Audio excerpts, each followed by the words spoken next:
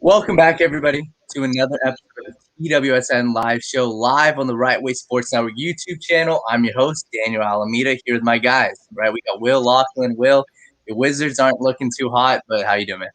I'm not gonna be on, or I'm gonna be honest. I really don't care about the Wizards Sixers series. Like I know we're gonna lose in 4 or 5 games, maybe. So yeah, that's like not even my number one or even top three concern for the playoffs. I've enjoyed everything else besides watch my Wizards play against the Sixers, to be honest. But yeah, it's NBA playoffs time. It's a great time to be an NBA and a sports fan. We got Max here. Max, I mean, your Heat. I know you want to get into them in a little I don't bit, want to talk but about it, how man. we doing? I'm all right. Listen, it's gotten so bad that I'm actually watching the Florida Panthers hockey series instead of the Heat series. So that's it's gotten that bad, guys. I can't watch this team at the moment because last night that was just when I tell you the worst Miami Heat playoff performance I've watched in my entire life. Not even close. But we'll get into it later. Yes, sir. And we got a special guest here. We got Pranav Sri Raman. Pranav, our guy. How we doing? I'm doing great. Excited to talk some hoops. Yes, sir. Yes, sir. NBA playoffs. And before we get into it, because we got a lot of big stuff to talk about, make sure you guys subscribe. All right, subscribe to the YouTube channel. We got a mobile app. We got a website. Tune into everything we're doing here at the Right Way Sports Network. Follow us on Instagram, on Twitter at TWSN. We're everywhere, every single place, the Right Way Sports Network. But guys, let's start off in the NFL real quick. Major topic we want to talk about: Julio Jones. Right? You guys all saw what happened yesterday on Undisputed. Shannon Sharp got a phone call from Julio Jones, says I'm out of there. Whether it was correctly by the journalistic laws or not, it happened. So Will, start us off. Where is Julio going? Is he staying? What are your quick thoughts? Well, he's definitely not staying. In terms of, a lot of people are trying to ask the question, was it like a scripted thing or was Julio Jones, did he even know he was on the air? I don't know. Like he didn't really seem like he knew, but I'm not going to try and play that game at all. All I know is that in terms of Julio Jones' trade value right now, his value is, I would say, low relative to the caliber of receiver that he is in the NFL, being a star wide receiver, but it's high when you factor in the fact that he's a guy, who's a bit aged. He's 32, but he's getting up there. And on I guess the latter half of his career, you could say, not the back burner quite yet, since he's still a star. And he's also a guy who's been dealing with injuries. And that's been really the case for a lot of years in his career. But this past year was really one where I think he's missed the most games in his career this last year with the Falcons. I may be wrong on that, but it feels like he was just missing quite a few games, more than usual for the Falcons. So I put his value right now at a few day 2 picks. I'm not going to say round 1 just because of the injuries and the age. It's just not quite there with Julio Jones right now. But I will say he's still worth like a second and some other picks as well.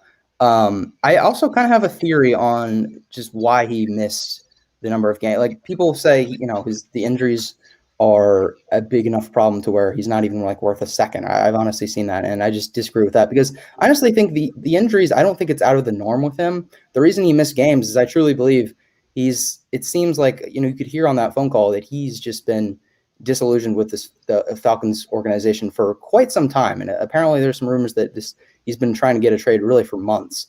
He's just now finally like said it, and we actually know about it for sure. But basically my theory is that I just think last year he missed more games that he'd normally be playing in a season where the Falcons would be extremely competitive. The Falcons have obviously been, they went to a Super Bowl. They've been a perennial playoff team in Julio Jones' tenure with the Falcons. But this last year, look, the Falcons, they had a couple collapses against the Dallas and against Chicago early on in the season. And at that point, their season was pretty much just over at that. Like they did not get off to a great start at all.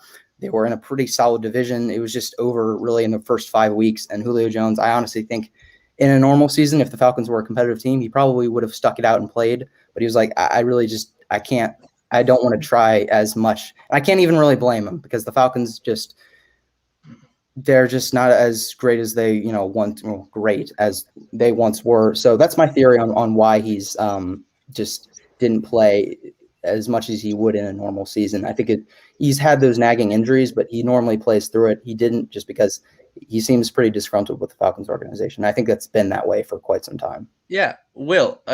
For Max, but I think he's worth a first, right? If you take out the injuries, if I'm a team like, let's say the Patriots or the Titans, it seems like it's going to be one of them too. He's going to go into a team being a number one wide receiver for the next 2 to 3 years at least. He's still got that under his belt. He's only 30, I think, 31 at most.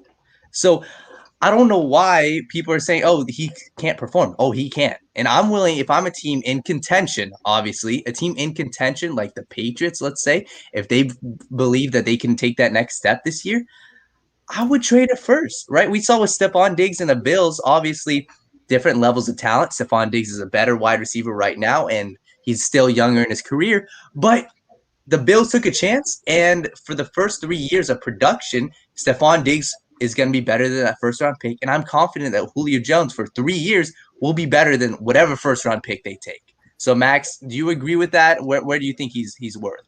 I mean, I do agree with your argument. I do think his value merits that of a first round pick, but I think now the Falcons have absolutely zero leverage, and I don't think that they're going to be able to get a first round pick for him. That's the only reason why I think they're going to get a second. It's not because he isn't worth a first. It's just, if the story hadn't broken out the way it has now, I do think the Falcons probably could have gotten a first round pick for him, but obviously that's not going to be the case anymore. I think it's clear that he wants out. I don't blame him. I mean, the Falcons have been a pretty bad football team for the last at least 3 to 4 years. I do think that he's in a good situation should he stay on the Falcons, because I think, you bring in a guy like Arthur Smith, who's an offensive-minded coach. I expect Matt Ryan's game to improve as a result. And I expect that defense to eventually, or the injuries will go away, right? They have a lot of guys coming back from injury, rather, and I just think that they'll naturally improve in that area. And obviously, if the defense improves, that's a big reason why they lost a lot of games the past few years. It really wasn't their offense; it was really their defense. Even though I do expect their quarterback to take a step forward in bringing a guy like Kyle Pitts is going to help him do that. So I do think he's going to want out, though, and I think the only team that makes sense. And yep, perfect timing for this comment.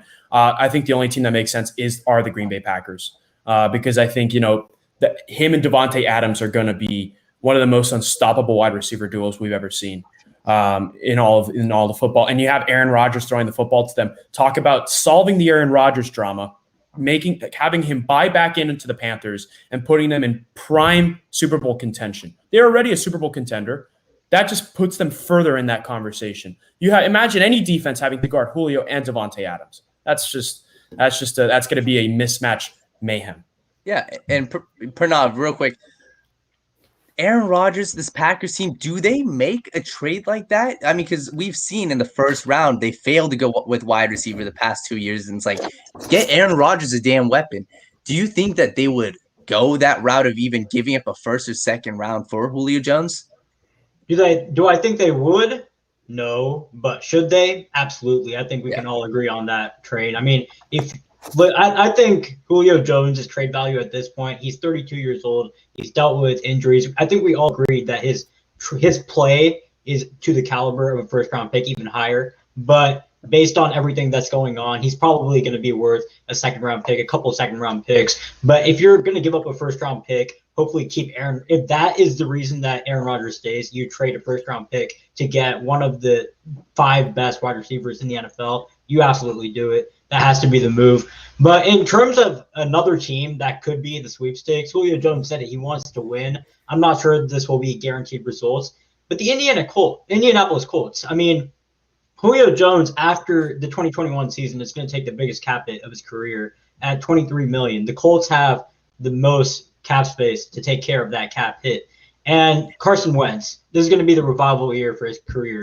And why not get him a guy like Julio Jones, who has a massive catch radius? That's the type of receiver as Carson Wentz has historically been successful with. Why not get him one of the best wide receivers in the league who you can afford and build upon that? And if it works out, that could possibly be one of the best situations in the NFL. Yeah, I don't disagree with that. And Daniel, do you think the Patriots are going to try and make a move? I don't know.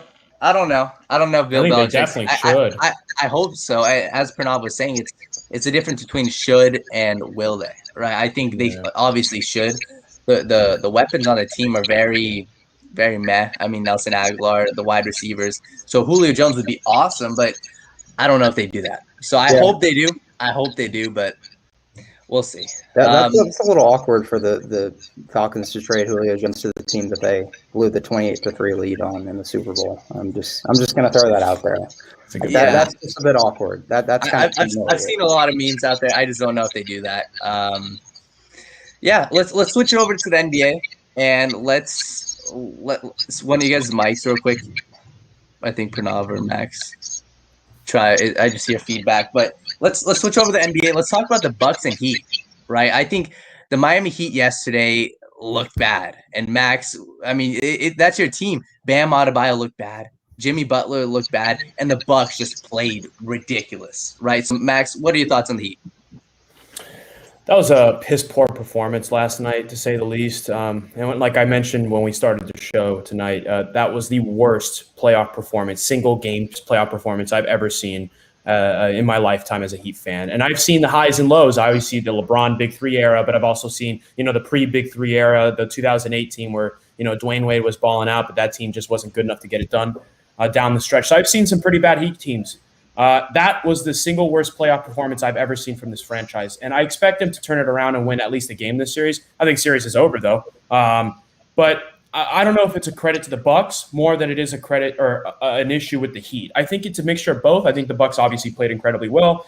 They made a lot of their shots. We were talking about Bryn Forbes before the show started. He was balling out. Obviously, Giannis was even making three-pointers. That's how you know it's going to be a tough night for your team when Giannis is doing that against you. But while I do give the Bucks credit, I think it's mostly just the Heat missing shot after shot after shot and guys not playing consistently. What happened to Tyler Hero? I mean, all of a sudden he goes from being like the next big thing in the league to a guy who can't even make a consistent three-point shot. I don't know what happened. I mean, did Jack Harlow take his career away from him? Like, what happened there? Yeah, I mean, listen, to all the Heat fans out there that had the audacity to say, oh, we should keep Tyler Hero and not make an effort to trade for James Harden. Look how well that's panning out. It's panning out quite well, isn't it? Embarrassing, laughable take by all of you guys. But no, I'm disappointed. This is coming from a passionate part. This is a team that I've supported my whole life, and have the Heat gotten worse from last year? Absolutely, right. It's not a matter of listen. It's not that their talent got any worse. It's that they peaked because they were perfectly built for the bubble. It's a team full of young players. There was zero distraction. The Heat culture played a role. Jimmy Butler, all those guys were tough on the youngsters, ensuring that, they had a goal to win every game in the bubble and to advance as far as they did, and they did a great job of that last year. But we're seeing the true colors of this Heat team, and we're realizing that this Heat team, honestly, is not ready to compete for a championship unless they get another superstar. So, I mean, it's really disappointing for me to see, but to say I'm surprised that we lost in that fashion, but to say that I'm surprised we're going to lose this series would be a lie. I think we're going to Max go off. Yeah, I'm very disappointed. Pranav, Bam, Jimmy Butler, both combined for less than 30 points yesterday. Past two games looked absolutely terrible. What's the issue there, right? I think, from what I saw, Bam played lethargic, wasn't working in the paint. What do you see with that Heat team, and why are they not clicking right now? So I'll say something along the same lines Max said. The series is over. The series is over. I mean, it is all but over. I mean, the Milwaukee Bucks were absolutely atrocious. I think they shot 5 for 31 from 3 in game 1, and they still ended up winning. That's just how you know that if you're not going to win a game where they're basically going to hand it to you, then you don't deserve to be there. And in terms of Jimmy Butler, I'm going to start with him more so than Bam Adebayo. I'm not one who ranks players based on winning, because winning is a team stat. I base it off of their individual production. If they lose and put up a valiant effort like Jimmy Butler did in the finals, then all the props to them, and they'll get massive consideration to move up higher in my list. However, Jimmy Butler has not done that. Before the series, Jimmy Butler said in a interview, he said, I'm stupidly locked in. And this series, I have the tweet I tweeted out earlier today. Jimmy Butler is averaging 13.5 points per game, 6 assists per game, 6 rebounds per game, and he's shooting 25% from the field, 22% from 3, and 64% from the free throw line. And when he is guarded by Giannis Antetokounmpo, he's scored a grand total of 5 points on 2 of 7 shooting this series. Show the hell up. This is the playoff series. Jimmy Butler, this is the dude who's in his Timberlands working out on Miami Beach in the summer, just running, and he's like, I'm built different. Well, if you're built different, show up. I don't care if you lose. At least salvage something out of this series. You're one of the top 15 players in basketball. I expect better out of him. And Bam Adebayo played great defense on Giannis in game 1. But then game 2, I mean, everything just collapsed for the Miami Heat. I don't have much to take away from Bam Adebayo's performance other than he's got to be more aggressive offensively. I mean, his defense is always going to be elite, but his offense has to be more aggressive. He's settling for more mid-range jump shots recently. He has to attack the paint. I know Giannis is there, but if he commands defensive attention, they'll get the Heat shooters wide open, and that's the key to success against this Milwaukee Bucks team. Show the hell up. I like that. Will, and anything else? Anything different about this Bucks Heat series? I can talk a little bit just about the Bucks and what they've done, because obviously, it's a combination of both the Heat, underperforming, and the Bucks finally performing to the level that we kind of expected them to in the last year's series. But I said it before the series started. This series is different. Now, I wasn't expecting the Bucks to blow them out by 30 points. That was not. Neither was I. I had the Bucks in 7, and it's not going to be. I'm just going to tell you now, it's not going to 7 games. I think Lopez and Holiday have been, or specifically Drew Holiday, has been a huge difference because Eric Bledsoe is unplayable in the playoffs. Decent player in the regular season, but when it comes to the playoffs, he becomes unplayable. And now you're replacing him with Drew Holiday, who's a guy who not only is better in every aspect of basketball, but he also steps up in postseason time. I mean, he had double-digit assists in the first half. Now, granted, the Bucks were kind of knocking down all the shots that he was feeding them, but still, I mean, he was good at initiating the offense last night. He's an all-star level player. I know he didn't make the all-star team officially, but he is an all-star level player in the NBA. I think Lopez has actually been pretty more effective in this series than he was last as a rim protector. The Heat are shooting 9% worse at the rim when Brook Lopez is in the game. So I mean, he's having an impact out there and playing some solid defense on Bam. Honestly, though, but look, at the end of the day, it's kind of allowing, everything the Bucks are doing, the better shooting, the improved role players, it's just allowing Giannis to see less of Bam Adebayo. Brook Lopez and Bam Adebayo is kind of that matchup now. So there's just Bam Adebayo was the primary defender on Giannis last year, and he's just hasn't been matching up because Brook Lopez is also on the floor, and you have to match up center for center. So you get Andre Iguodala or Trevor Ariza on Giannis, and that's just easy pickings for Giannis. So there really isn't as much of a wall factor this time. They're using but Mike Budenholzer, I'll give him credit. He's actually using Giannis a bit better than he was last year on just more slip screens and drag plays. Not as much just isolation from the top of the key and which the Miami Heat can just build that wall, like we said, and flank extra defenders. And having 2 ball handlers in Middleton and Holiday, that is a difference maker. 2 guys that can handle and create offense for themselves and others. Like, that's huge. And like Pranav said, the shooters finally coming alive. The Bucks have had a major issue in their role players not being able to hit 3-point shots at a very high rate at all. Against the Raptors 2 years ago and against the Heat last year, their shooters have just completely disappeared. When in the regular season, they've actually been a really good shooting team. I think 2 years ago they were the number 1 shooting team, and they completely disappeared. But they came alive, and when the Bucks can hit those shots, they can absolutely blow you out, and that's what we saw last night. Also, shout out to Giannis for his defense, for specifically his man defense on Jimmy. I mean, Pranav, you read out the stats, but it's like that was one of the keys. And honestly, I didn't even want Giannis to match up with Jimmy every play of the game, and he still hasn't. But I wanted it when the game mattered the most at the end of the games, although he's just been doing it with more regularity, and it's absolutely made a difference because Jimmy has been practically a non-factor, and Giannis is stepping up to the challenge. And let me ask you this, Will. Do you think that their performance, at least in the series so far, has merited the argument that they are a finals contender? Yeah, sure. Because I think that they pose the biggest. We talked about, we've said the Brooklyn Nets are the favorite, and I still think that they are. They're beating the Celtics right now, right, guys? By 24. Wow.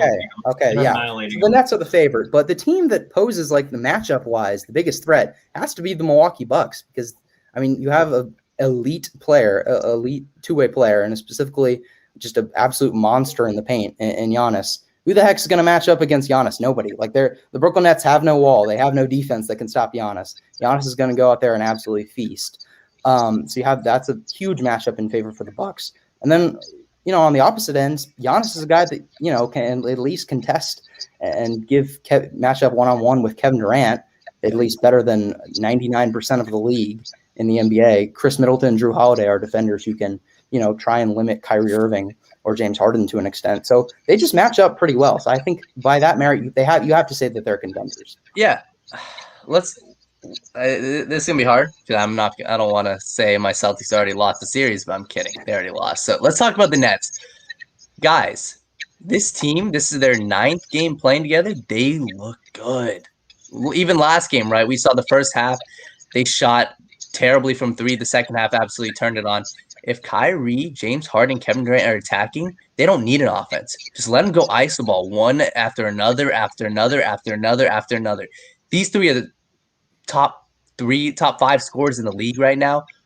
Like, this is a scary sight for the league. Pranav, what's your thoughts on the Nets right now? They're the 2021 NBA champions. That's all I have to say. I mean, you watch their offense. They're top 2 in every offensive category. I mean, you take a look all across the board. I mean, you have James Harden, Kyrie Irving, Kevin Durant. I don't care about the defense. Their offense will simply outclass you. And, like, I'm going to piggyback off what Will said last segment about the Milwaukee Bucks. The Milwaukee Bucks do pose the biggest threat in the Eastern Conference to the Brooklyn Nets simply because of the fact that there is no one to guard Giannis. But, I mean, the Brooklyn Nets have 3 guys who can attack everyone else, and they're a perimeter-oriented team, which they won't really go to the paint to even match up against Giannis, who's a help side defender. So when you take into account all those factors, combined with the fact that their point differential is like so great that they don't even need to be that good on defense.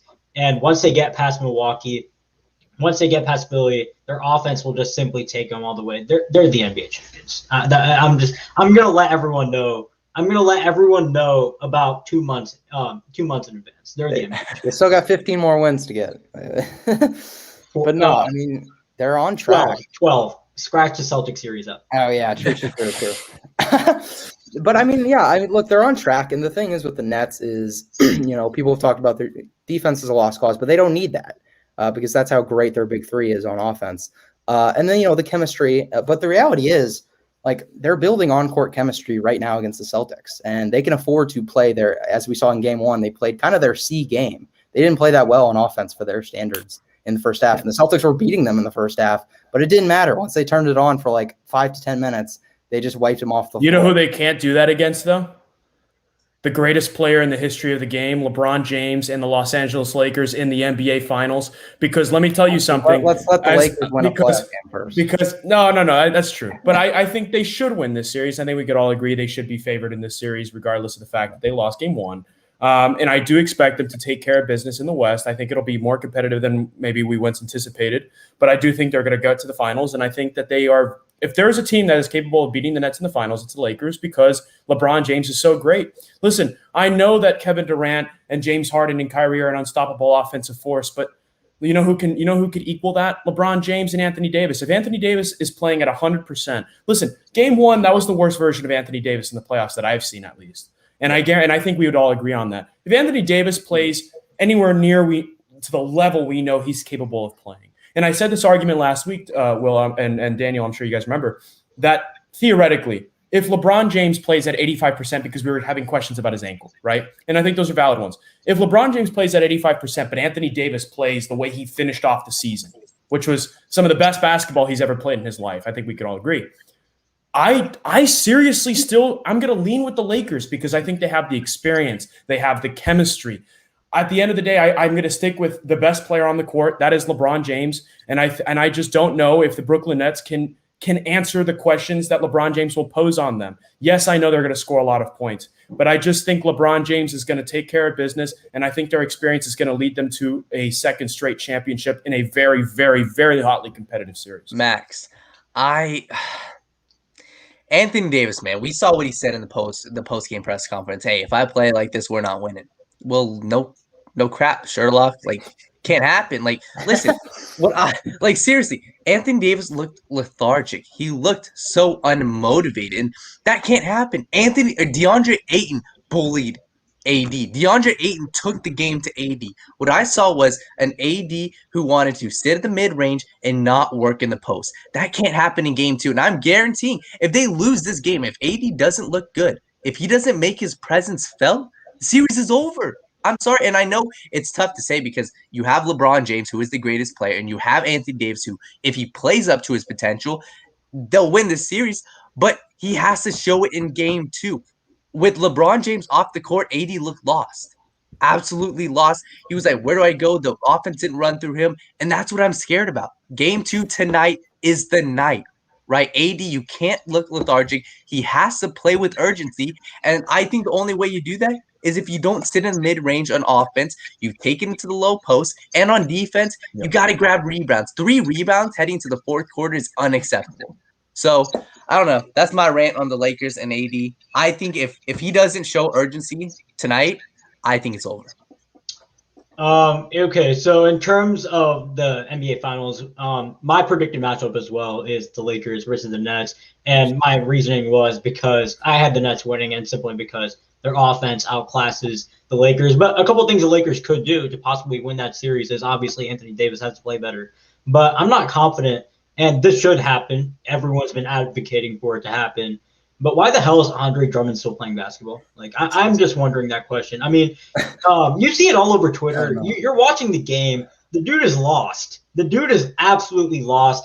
I mean, he makes one layup in like about 7 tries, and then you watch him on the defensive end. You wonder, like, it was last game. It was DeAndre Ayton was wide open in the paint, and you're wondering, how did he get so wide open?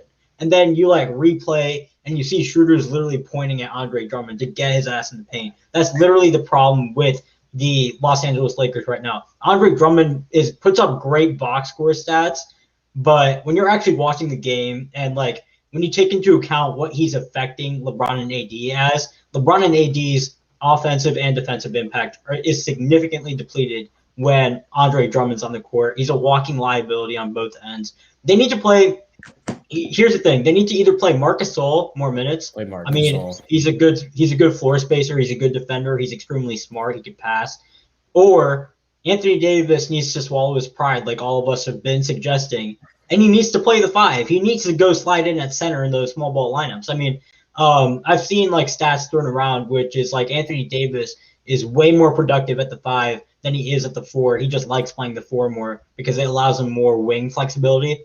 And the Lakers also tremendously benefit more when he plays at the 5. So those things happen combined with Vogel tightening up his rotations and eliminating defensive liabilities like Andre Drummond and guys like Montrezl Harrell. The Lakers could win the finals, but if he doesn't do that, if he continues to play Andre Drummond the way that he continues to play him, and I don't expect him to, but if he continues to do that, the Lakers aren't making out of the West. Yeah. So for tonight's game, game 2, I don't know why Adam Silver. I don't know why the Clippers and the Lakers are playing at the same time, and they're not playing each other, and they're playing at the same time. What's going on with that? But I'm not even going to rant about that. I'll just talk about the Lakers. I expect the Lakers to win. I don't think Anthony Davis. You're right. That's probably the worst postseason game I've ever seen him play. And it's not like he was going all due respect. I'm going to give DeAndre Ayton his credit that he deserves. DeAndre Ayton is not some elite defender yet in the NBA. DeAndre Ayton should not be locking up Anthony Davis on D. That should not be happening at all. That's on Anthony Davis, absolutely. But, look, LeBron game 1, LeBron was he started out really hot from 3, and then he kind of cooled off really for the rest of the game. But, it's a typical LeBron feel out game 1. That's what happens. We've seen that for really his entire career. No matter if he's on the Lakers, the Cavs, the Heat, in game 1, he just basically reads what's going on the floor on defense and on offense, and then he makes the proper adjustments for himself and his team, and they end up having, they usually win the series. Actually, LeBron has a 60% win rate in the series that he loses. Even if he loses in game 1, he still wins 60% of the series, even when they lose game 1, which is a pretty ridiculous stat.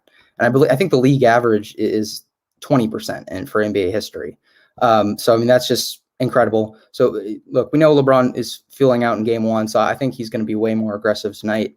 And Chris Paul is, banged up. He came back, thank goodness, for the Suns, but it's reported that he's still a bit sore, so we don't know. He wasn't even good shooting his classic Chris Paul mid-range shot in game 1, which is super just concerning because that's just a shot that he's lived off of his entire career. And he wasn't getting that to go. So, but the Suns are still such a tough matchup. I agree 100% with what you're saying, Pranav, with Andre Drummond. You have to play Gasol more. And I've seen some people say Gasol, well, he's slow on defense. And I mean, you're not wrong. So, I mean, that's not great in pick and roll, but at least he has defensive IQ. I mean, he's a former defensive player of the year for crying out loud. Like, he used to be an elite defender, and he's still pretty solid when you play him, for 20-something minutes a game. He's still a good defender. Like, he still has great defensive IQ. He still spaces the floor on offense and gives you some solid playmaking for his role on that end as well. So they have to get Drummond out of there because it is a complete disaster. Chris Paul and DeAndre Ayton are absolutely eating Andre Drummond alive in the pick and roll, as I knew they would, because it's just like Andre Drummond's just terrible at that on defense. And Chris Paul is like the best pick and roll ball handler and playmaker in the league, or one of the best. So I expect the Lakers to win. It's going to be close because the Suns are still, I think they're the second best team in the West, and you're getting the top two teams in the West in the first round. I honestly think that this is going to be a classic series. I really do. Like, that's how good the Suns are. I think it's going to go to 6 or 7, but I still see the Lakers pulling it out. It's the biggest thing is the energy. Like that's my biggest takeaway from the building. I mean, because I've been at the Suns Stadium, but these are Suns fans who haven't seen playoff basketball, haven't seen a good team in a while. So I don't know. For me, it was just fun because, I mean, you get the underdog. Everyone's kind of rooting for the underdog, and you got the GOAT, LeBron James, who can he come back? And I don't know. This is gonna be a fun series. But Pranav, you're about to say something? Yeah.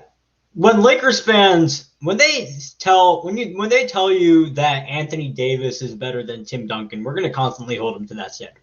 That's the bottom line. All summer, that's what they said during the NBA Finals. Yeah, I remember. And if he's that good, we're gonna hold him to that standard, and he has not lived up to it.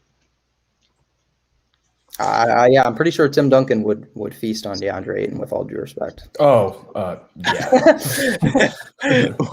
That's not even a question. But yeah, guys, let's talk about Mavericks, Clippers. I mean, Clippers were my finals pick before the season started.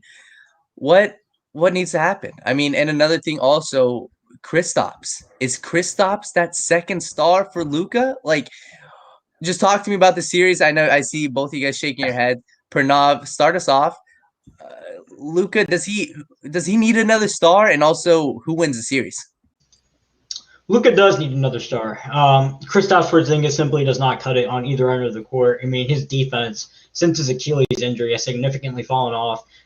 He was a solid defender when he was on the Knicks, but now he is a pretty bad defender. And then offensively, he is a 7-3 shooting guard in the bad way, in the sense that he does not attack the rim at all.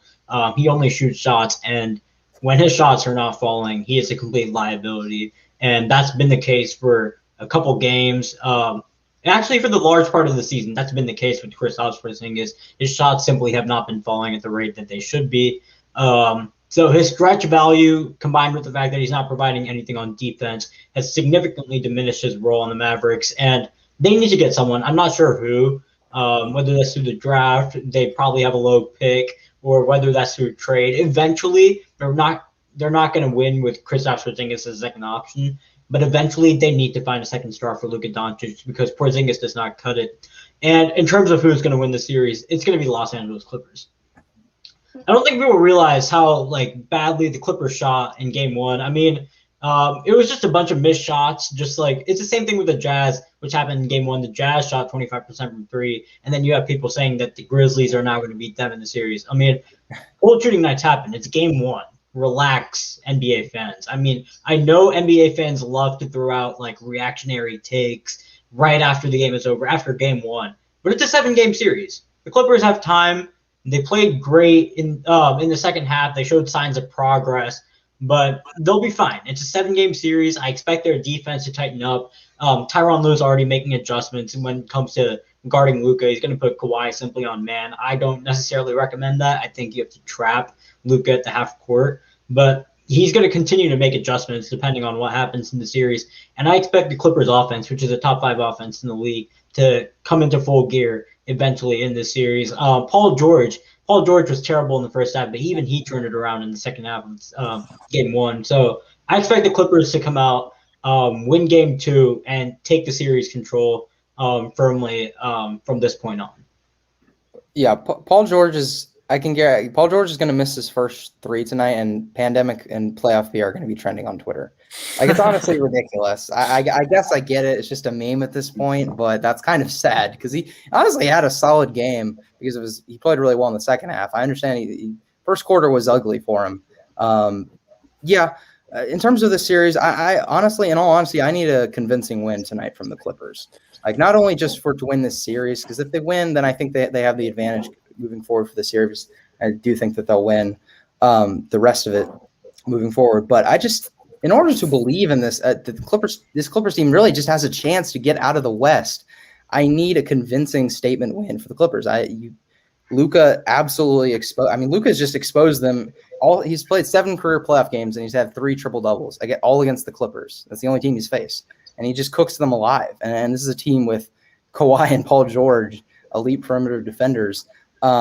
But the problem is they're a little bit hesitant to put those guys on Luka because they want to kind of save him for offense. But at this point, I don't care. Like, Marcus Morris being matched up on Luka, that's a terrible matchup. If Zubac gets switched on to Luka, it is over. Luka is stepping back on him, and he's hitting that shot in his face every single time, as we saw in Game 1. And frankly, look, the Clippers, I actually think they did a solid job of adjusting in the second half, or specifically in the fourth quarter to Luka. They kind of did trap close to half court and double. But Luka, he made the pass. He's going to make those passes, the correct pass out of those double teams and those traps. The thing is, the Clippers need to be a bit more disciplined with their closeouts and sticking on to just their man in the corner and the wing. And the Mavericks you were betting on the Mavericks to not make 47% of their threes as they did in Game 1. Which I think is a safe bet because they are streaky, but we'll see. Like, if the Mavericks can do it again tonight and go up 2-0, then that's a bad sign. But the Mavs are a streaky team, so I don't think they're going to shoot 47% at all. But so that's what you're relying on. If you're the Clippers, I think you got to stick with what you're doing in the fourth quarter, forcing Luka to pass out and then closing out hard and being able to just hope that they don't make it at a super high rate. I was going to say, I think this has 7 games written all over it. I think, the Clippers should and will win this series, I think. But I do think that like you said, if the Mavericks can shoot the basketball the way they did in Game 1, if Luka Doncic can get those mismatches and take advantage of those mismatches, I do think that, it's going to be a wild ride for both teams this series. And, the reason why I don't think the Mavericks are going to win the series is it just comes down to defensive efficiency, or in my opinion, inefficiency compared to some of the other teams in the West. I just don't know if they have the defensive prowess to, contain the Clippers over a 7-game series. Also assuming that Paul George, is not pandemic P or any of that nonsense from last year, assuming he's even a shell of what he used to be. I do think that, defense has been a big question for the Mavericks this year. And I think that, we're going to continue to see that this series, but I do think they're good enough to make it a 7-game series. Luka's so damn good, man. Like, awesome. It's crazy. He's a top 5 player, no doubt, in this league. He's incredible. He's getting there. At this point, he's seriously. He's getting there. Top 5 right now. Let's talk about another player who's so damn good. Pranav, let's talk about your boy Trey Young real quick, right? Yes, Trey Young. Like, I was like, listen, heading into the playoffs, okay, we've never seen Trey Young in the playoffs. How does it go? He scored 30 points, I think. 30 points, 11 assists, double-double. He led his team to a game-winning layup. Trey Young, even if they don't win this series, he's going to put up numbers. He's going to keep doing this. Pranav, what do you think of Trey Young's performance in Game 1? I absolutely loved it, and it brought me back to a point which I've been preaching for many years, and it's the same cycle. NBA fans go through it, and it's so utterly stupid where there's great young players, and like Devin Booker and Trey Young, they're the perfect examples. You saw it in Game 1 of both their respective series. Will made a TikTok on it. They both went off. And they've been doing this for years, except they've been in bad situations, and NBA fans expect them to win. That's not how things work. Winning is a product of your situation. You need a good supporting cast to win, and they didn't have that. However, this year they do. Their teams have built proper lineups around them, such as the Phoenix Suns getting Chris Paul, adding pieces like Cameron Payne, Jay Crowder, Dario Saric has made a big leap in terms of his bench value. DeAndre Ayton has made a leap. Mikal Bridges has made a leap. You have those depth pieces combined with the Atlanta Hawks. They fleeced the Houston Rockets in the Clint Capella deal. They got pieces like Danilo Gallinari in the offseason. I mean, making moves like these, building around your young stars, and seeing what they can do in a good situation is literally the point. It's a cycle it's a continuing cycle. It's going to keep continuing, and then NBA fans are going to be like, oh, these guys are all of a sudden good. I mean, they've always been good. But in terms of how I see the series going, in terms of the Hawks and the Knicks, I had the Hawks winning in 7, and I'm still going to go by that. They only won by 2 points, and Julius Randle was absolutely awful. I expect the Knicks to win game 2, come back with vengeance. Their defense can limit the Hawks a little bit, and the Hawks also have a good defense when Capella's on the court, and they also have a great offense. It's going to be a slugfest, but when it comes down to it, I'm going to take the more talented team. That is the Atlanta Hawks. Their offense will come through, and that's who I have winning the series. Will, do the Knicks have a chance? Or sure, yeah. I had the Knicks winning this series, and I'm going to stick with my pick because I didn't see enough from the Hawks. Because, it was a super close game. I want to say this at first. That Madison Square, just the electricity in that arena was, I don't know if it was just the fact that it's been so long since we've seen like an NBA playoff game with real fans to that level of energy in a stadium, but it was just like, it was honestly just awesome to see while I was watching that game. So, I mean, to get that out of the way first, but when it comes to this series, the Knicks definitely have a chance. As Pranav said, Julius Randle, you expect him to play better. He honestly just seemed a bit nervous to me. It's the first playoff game. He's the number one guy on this team, and this is his kind of breakout season, but he just seemed like the moment kind of overwhelmed him a bit. So hopefully he can calm down and just play better basketball as he has this whole season, because he is the most – actually, I believe he was announced the most improved on Twitter by Shams earlier, and it's well-deserving of that. So I think he's going to calm down and play better. Those nerves will settle down over the course of this series. It's going to be super close, but I'm going to stick with my Knicks in 7 pick. And I also want to say this about Trey Young. Super impressed by Trey Young in game 1. I mean, he did the stuff that he normally does on the basketball court. The problem was I had some question marks about his postseason translation early in his career. But game 1, he proved me wrong, at least so far. Just put on an absolute creation masterpiece from an offensive perspective.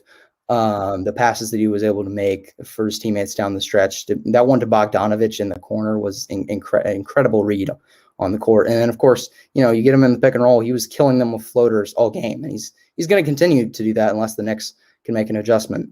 So super impressed with Trey Young. And my last point here is just going to be the Knicks. It just took one game in the postseason, and the Knicks fans, meaning the New York governor, is already crying.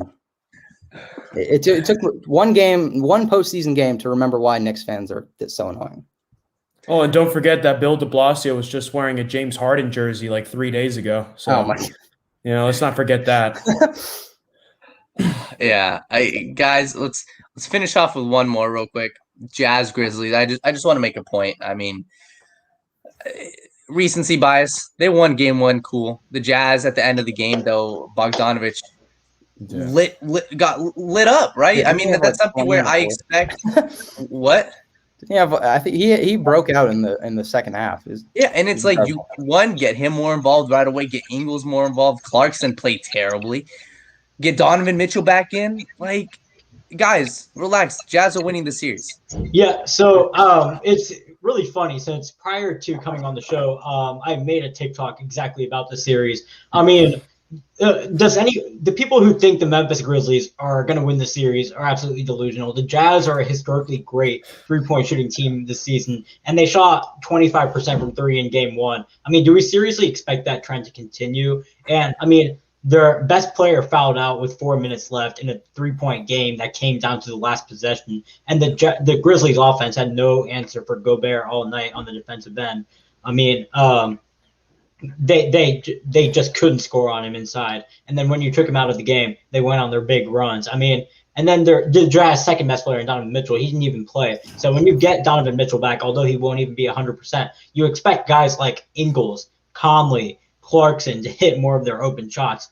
the series isn't going to be close. It's going to be Jazz in 5, in my opinion. I had Jazz in 4, but since they had a bad shooting night and still only lost by 3 points, despite both of their best players not being there for the final 5 minutes, I mean, I'm going to take the Jazz in 5. Yeah, Jazz are going to win the series, absolutely. Maybe the Grizzlies will be competitive in a couple of these games, but the Jazz are going to get it done at the end of the day. Like they got the number 1 seed for a reason. This is a really good basketball team. You know, maybe they're not good enough to face the Lakers, or maybe they lose to the Clippers in a series, but they're definitely good enough to beat the Grizzlies 4 times in 7 games, and that's absolutely what they're going to do. You know, Gobert was in foul trouble for much of that game, and some of them were tic-tacky fouls, so I just don't know if that's – I don't think that's going to be the case in these next few games. And you're absolutely – Gobert, there was just this one cherry-picked play of John Morant having an absolutely incredible acrobatic layup on Gobert, and it was great by John Morant. But Gobert had 5 fouls at that point, so Gobert was not playing as aggressive of defense because when he was doing that earlier, he was getting called for fouls. So he wanted to stay in the game. He didn't end up staying in the game, but that's why people just thought like the Grizzlies were able to get everything on Gobert. That's not true at all. They shot 5 for 13 when guarded. Right, exactly. When Gobert came off the floor, the Grizzlies were eating the Jazz's defense alive. And if Gobert gets in foul trouble, that's what they're going to do. But I'm not going to expect that to happen every game of the series. So the Jazz, their threes are going to come alive, and once they do, they're going to blow out the Grizzlies. And before I let Daniel and Max go, another thing is the Memphis Grizzlies, they're just tailor-made to lose to this Jazz team. I mean, Rudy Gobert is the best rim protector in basketball, and their style of offense is just attack the rim. They don't have a great three-point shooting team. Even in Game 1, they didn't shoot that great from three-point range. They just kept attacking the paint when Gobert was out, and when he was in, it was unsuccessful. They had a bunch of mid-range shots. Dylan Brooks lit it up from 3. He was their only competent three-point shooter that night. Jaren Jackson hit a couple threes, but he's been limited since he's been back. But I mean, when you take their style of play is not based on the perimeter. And that way, Rudy Gobert, you just meet Rudy Gobert at the rim. They have a rim attack. When you meet Rudy Gobert at the rim, that's just not a way you beat the Jazz. It's just not. Yeah. Max, anything else you want to say? Or? Yeah. No, I think Pranav hit it, the nail on the head there by saying, I think Rudy Gobert is going to be the 3-time Defensive Player of the Year this year. And I just think, listen, Memphis has an issue of experience. Obviously, they have a really, really young core. I think they're obviously going to get better with age and with time, but I don't know if they're ready to beat a number 1 seed, especially not this Jazz team. And obviously, they don't have the shooting to compete with a team like this that's prepared to deal with, a team that's willing to take it to the paint and try to score points that way. So, it's going to be a competitive series. I think it'll be, 5-6 games. But I think each game will be competitive. I don't think we'll see a piss poor outing like the Miami Heat game in any of those games. But I do think the Jazz should and will win the series for sure. Yeah, and we can talk about the Wizards for a couple minutes real quick.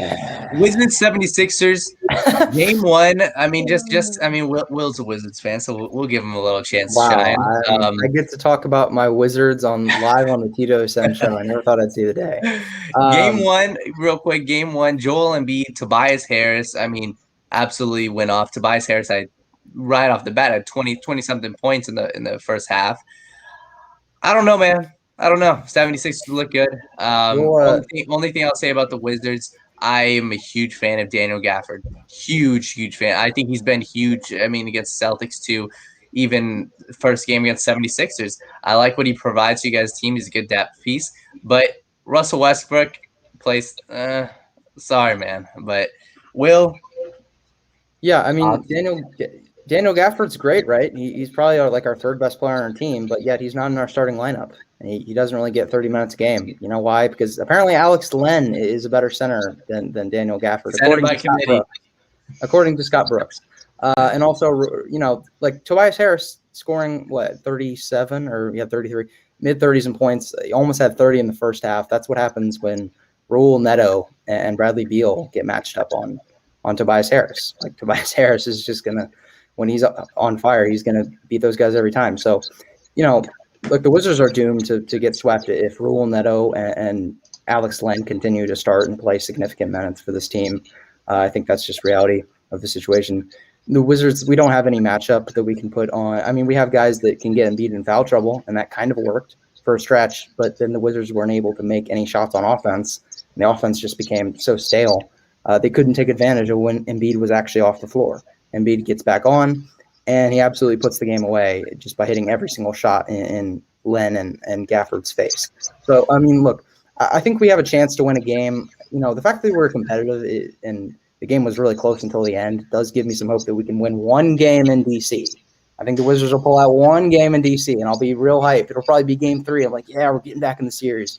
But we're going to lose this series in 5. Hopefully 5. Hopefully we don't get swept. Yeah, there's just we don't have anyone. Tobias Harris, we don't have anyone we can even put on him because it's like Rui Hachimura, but not really. And then, you know, the Wizards just have forwards who it's like we have Bertans, who is great three-point shooter, but he's terrible at basically everything else on the basketball court. And then they have a guy in Isaac Bonga who is a pretty solid defender, but he's terrible at everything else besides deep, you know, one-on-one defense.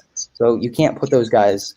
You can put those guys on a floor for one reason, but when they get in situations where they have to play defense or they have to do something on offense, they just can't do that, and so they're not very playable. So it's just a bad matchup. The Sixers are just a way better team than the Wizards. They swept the regular season matchup, and they're going to probably sweep or gentleman sweep this team right now. Yeah, I mean, Philadelphia will get past their Mickey Mouse side of the bracket pretty easily. They'll get past the Wizards. They'll get past the Wizards in 5 games, and they'll probably beat the Hawks or Knicks in 6 games, and then they'll lose to the winner of the Bucks Nets series. But yeah. If the Sixers do not, I tweeted this, but if the Sixers cannot get, actually we on our TWSN Instagram, we did a bracket, you know, 8 of us at TWSN, we made a bracket, and I believe all 8 of us had the Sixers in the conference finals. There is no reason that this team should not make besides injury, obviously, because if Embiid gets hurt, like that's a complete. Even then. Like, honestly, sure. Like even if like a Simmons or a Harris gets injured, they still should probably be favored, especially against the Wizards. Yeah. But so yeah, I mean, like this just like if the Sixers cannot get to the conference finals, the process is done. Like Daryl Morey is going to make a major move on this team, and it's not going to be trading Embiid. I know that. Simmons.